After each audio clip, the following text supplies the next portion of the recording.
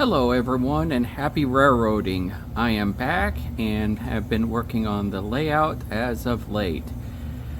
As you can see, this is actually the area going into Bloomington, Illinois. I ended up working on some of the basic ground cover and I will show you.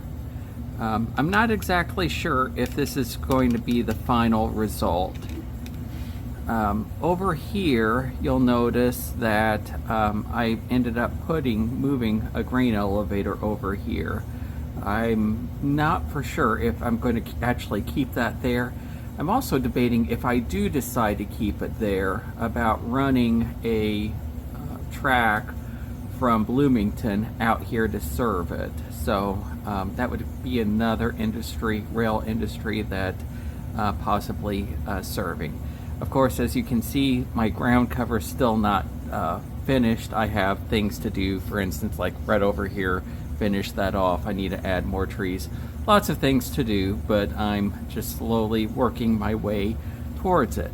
And then finally we come over here and we're going into the city of Bloomington itself. So I'll show you on the other side what Bloomington looks like. Again, this is a work in progress, but you're starting to see the city up there of Bloomington. The rails run under the city. No, it's not prototypical. No, it's not historically accurate or anything like that. But, you know, what really is. In one sense, model railroads are representations of a reality. You're trying to convey a general theme, but we're not actually able to recreate what was actually there fully. We always have to take an artistic license. So anyway, in order for me to actually have a city of Bloomington, it had to be over the rails. Because over here is the Bloomington Yard. And as you can see, I've been hard at work on getting the yard ballasted and basic scenery done. Still much more work to be done here, but I just wanted to show you that I had been working on the layout. Next, I want to actually show you a recent purchase. Okay, so I ended up making several purchases this past week. I'm going to be driving past here. The first one is probably going to be a little surprising. This locomotive itself, yes, it is a New York Central, an Atlas, and you may wonder, well, why am I doing a New York Central? Well, I kind of like those old Jeeps, and I wanted to have a sound locomotive.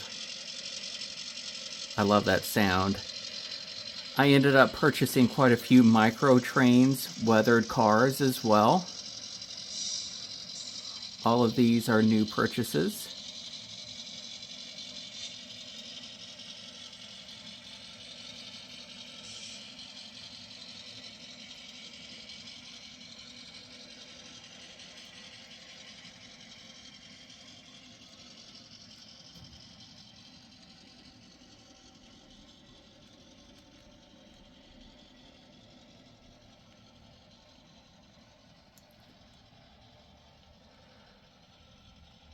I have really taken a liking to these weathered micro-train cars. I'm actually going to reverse the train back here for a minute.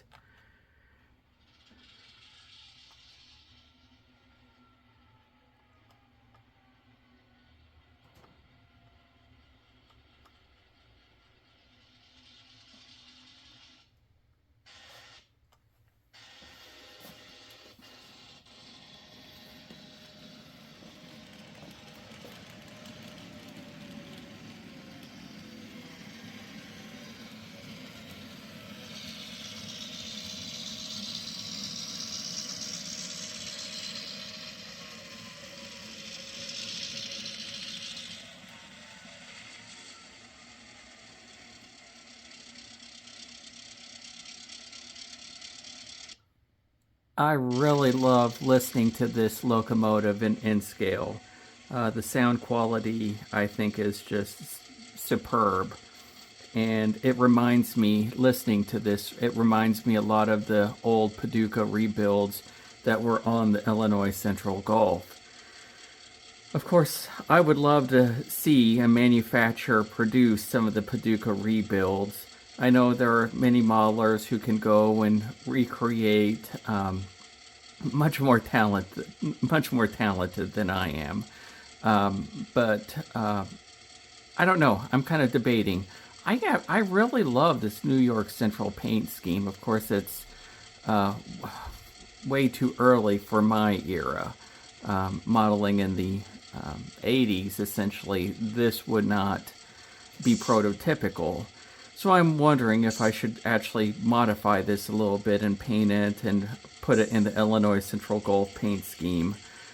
I don't know, a lot of things to consider, but I do love the sound quality of this locomotive. Now the horn, not so much. No. And nor am I really a fan of the bell, but honestly, I don't like most of the bells in N-scale. That sound drives me absolutely crazy. But listening to this locomotive,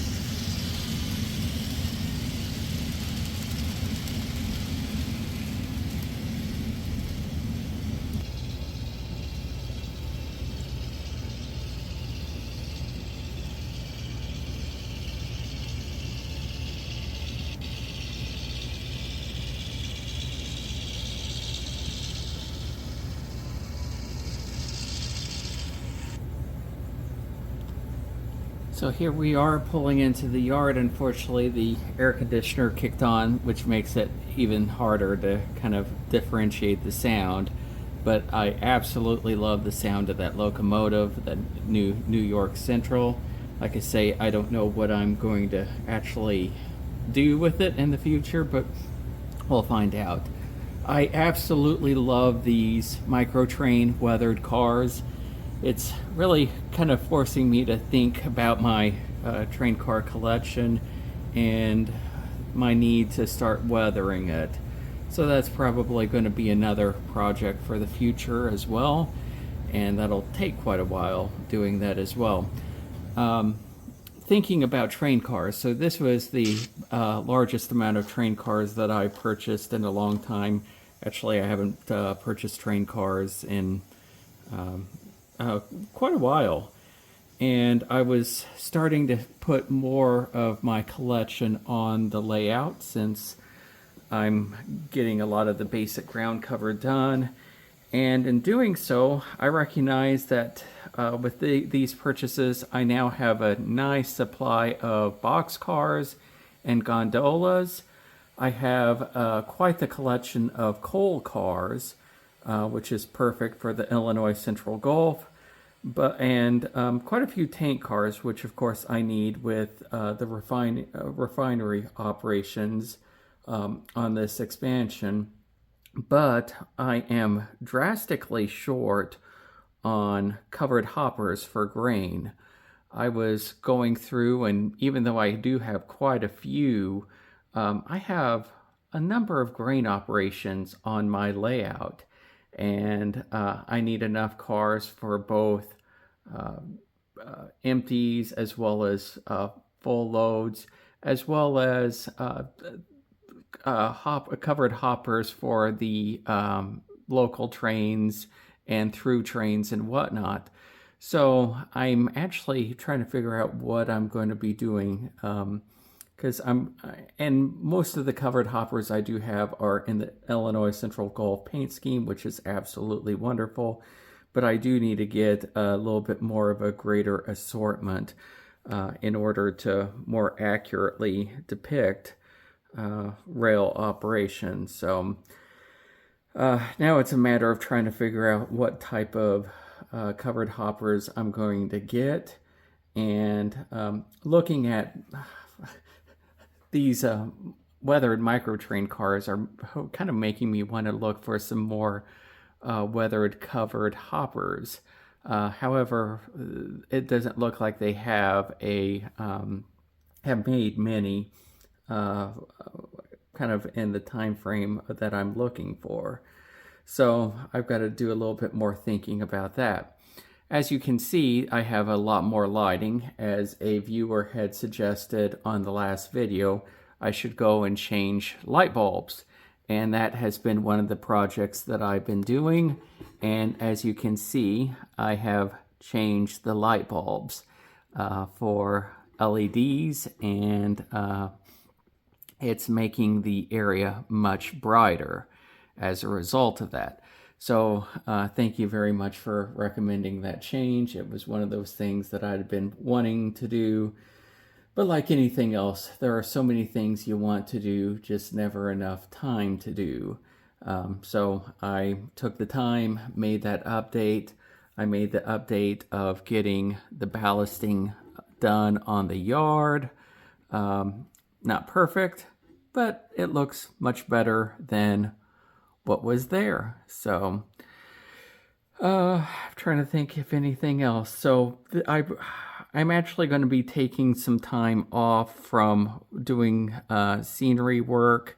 I'm going to be spending more time actually running trains.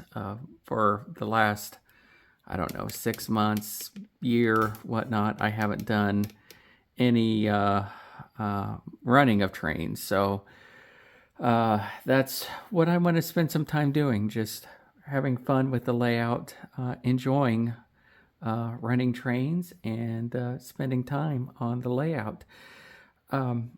Just so you're aware, I probably won't be doing a video though for another couple weeks. Next week I have a number of family coming over, so this week is going to be quite busy getting everything ready around the house for all the guests that we're having. So next weekend we're having about 20-25 people at our house. So anyway, I know I'm kind of rambling on. I'm kind of tired after a full week of work and just wanting to be here in my happy place running trains. And of course, here life is always good. Um, there's, I often tell people, even on the worst of days, there's nothing like coming downstairs and just spending time with the layout. It's, I guess, like Bob Ross talks about having that happy place. This is my happy place. So thank you very much for coming and stopping by. As always, I'm always appreciative of your comments and suggestions.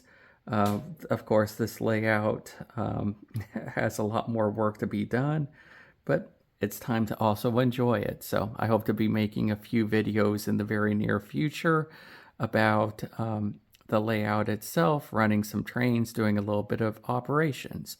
I wish you a great day. Take care.